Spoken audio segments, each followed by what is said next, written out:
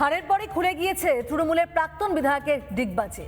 অভিষেক বন্দ্যোপাধ্যায়ের বিরুদ্ধে বিস্ফোরক প্রাক্তন তৃণমূল বিধায়ক গিয়াসউদ্দিন মোল্লা। অভিষেক বন্দ্যোপাধ্যায়ের তোল্লাইয়ে পুলিশি গুন্ডামি বা দলের নিষ্ক্রিয়তার বিরুদ্ধে এবার সরব হলেন প্রাক্তন মন্ত্রী। পুলিশের কাছে অভিযোগও দায়ের করলেন তিনি। কখনো বাপ বলছে, কখনো বস বলছে, দায়িত্ব দিয়েছে। তো বাপ মানে অভিষেক বাবু, আর কি আমার অভিষেক বাবু দায়িত্ব দিয়েছে।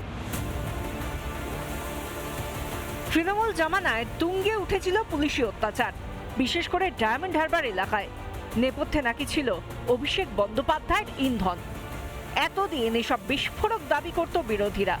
এবার সেই সুরই প্রাক্তন তৃণমূল বিধায়কের মুখে। এসডিপিও তখন মিঠুন কুমার দে ছেলেটাকে ইংরেজরা যেভাবে মারে না, উলঙ্গ করে মারছে, অফিস ঘর মতো প্রচুর মারছে।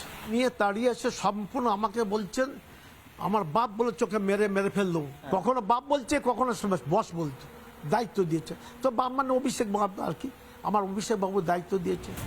পুলিশের গুন্ডামি নিয়ে একের পর এক বিস্ফোরক দাবি করেছেন গিয়াসউদ্দিন মোল্লা। সানোয়ার মুকামি বলে একটা গরুর মাংস ব্যবসা করত, তার কাছে কোনো লোকের মাধ্যমে 3 লাখ টাকা চাই। তাকে রাত্রে বোম চার্জ করে গটাপ করে দিনে তাকে তুলে নিয়ে গিয়ে বলছে শালা তুই বোম মেরেছিস। তাকে 3টে থানার কেস।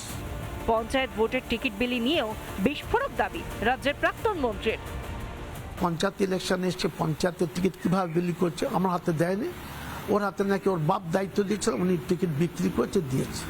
এটা কে বলছে? এই তো ওই যে আছেন সর্বময় কথা, এই অ্যাডিশনাল এসপি হলো সেই মিঠুন কুমার দে। আর তৎকালীন এসডিপিও মিতুন কুমার দের বারবারন্তের নেপথ্যে ছিলেন অভিষেক বন্দ্যোপাধ্যায়, দাবি তৃণমূলের প্রাক্তন মন্ত্রীর। কখনো বাপ বলছে, কখনো বস বলছে, দায়িত্ব দিয়েছে। তো বাপ মানে অভিষেক বাবু, আর কি আমার অভিষেক বাবু দায়িত্ব দিয়েছে। এবার কতটা দায়িত্ব দিয়েছে, কি দিয়েছে বলা সম্ভব নয়। আমি কমজোর, আমার কমজোর, আমি পারি না, সেই জন্য এখন হচ্ছে। কমজোরিটা কোথায়? কমজোরিটা আমার উপরমল হাত ছিল না, তাকে ক্ষমতা দিয়েছে, সে ক্ষমতা দিয়েছে। নাহলে একটা এসডিপিও বলতে পারে পঞ্চায়েতের সময় আপনাকে 3-4টে পঞ্চায়েতের থেকে বাইরে যাবেন না, মিটিং। দলের কাছে নালিশ করে লাভ হয়নি, দাবি গিয়াসউদ্দিন মোল্লার। তাই রাজ্যের পালাবদলের পর পুলিশের কাছে এই সুবিচার চাইলেন তিনি।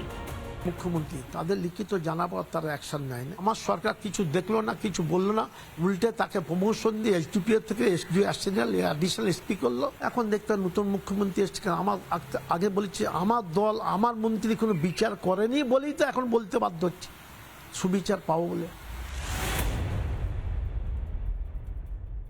পিসিও বলতে পারে অভিষেকের বিরুদ্ধে, এই ছাড়া আর কিছু নেই। এখন হচ্ছে এটাই বিষয়, আপনি বাঁচলে বাপের নাম, চাচা আপন প্রাণ বাঁচা, যেটা ইচ্ছে আপনি চয়েস করে সেটা ব্যবহার করতে পারেন, ওটা আপনার চয়েস। সার্বজনীন সত্য, গিয়াসউদ্দিন মোল্লা বুঝতে পেরেছে বাঙালি আফটার অল, বুদ্ধি আছে, যে দেখেছে হাওয়া খারাপ আছে ভাই, তার থেকে আমি একটু সাইড লাইন হয়ে যাই, আমি একটু রাজসাক্ষী টাইপের কথাবার্তা বলি, সেই জন্য বলছেন। তাতে বলে তার পাপ খণ্ডাবে না। এতদিন মুখ বুঝেছিলেন কেন, আর এখন হঠাৎ মানে ইমাম হচ্ছেন, আমি সাধু হচ্ছেন বলছি না, ইমাম মৌলানা সাজ্জেন, তো আর হতে পারে না। বিরোধীদের উপর নির্যাতনে তৃণমূলের অস্ত্র ছিল উর্দিধারীরা, অভিযোগ জানিয়েও লাভ হয়নি। রাজ্যে পালাবদলের পর পুলিশের উপর আস্থা ফিরছে, তা তো কার্যত মানলেন রাজ্যের প্রাক্তন মন্ত্রীও। সৈকত পালের রিপোর্ট, রিপাবলিক বাংলা। নানা ধরনের কন্টেন্ট দেখার জন্য লাইক করুন, শেয়ার করুন আমাদের ফেসবুক পেজ, সাবস্ক্রাইব করুন আমাদের ইউটিউব চ্যানেল। পাশাপাশি অন্যান্য ব্রেকিং নিউজের জন্য অবশ্যই চোখ রাখুন রিপাবলিক বাংলায়।